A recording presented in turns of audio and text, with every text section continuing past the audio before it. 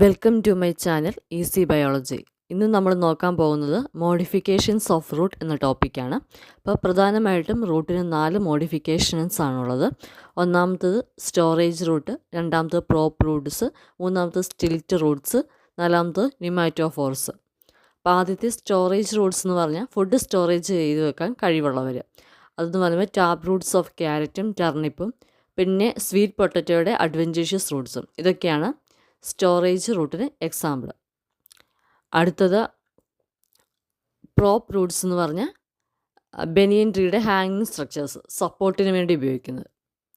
മൂന്നാമത്തെ മോഡിഫിക്കേഷൻ എന്ന് പറഞ്ഞാൽ സ്റ്റിൽറ്റ് റൂട്ട്, ഈ മെയ്സിൻ്റെയും ഷുഗർ കെയിൻ്റെയും ഒക്കെ സ്റ്റെമ്മ്, അതും സപ്പോർട്ടിനാണ് ഹെൽപ്പ് ചെയ്യുന്നത്. അതാണ് സ്റ്റിൽറ്റ് റൂട്ട് മോഡിഫിക്കേഷൻ എന്ന് പറയുന്നത്. അതിൻ്റെ എക്സാമ്പിളാണ് മെയ്സും ഷുഗർ കെയിനും ഒക്കെ.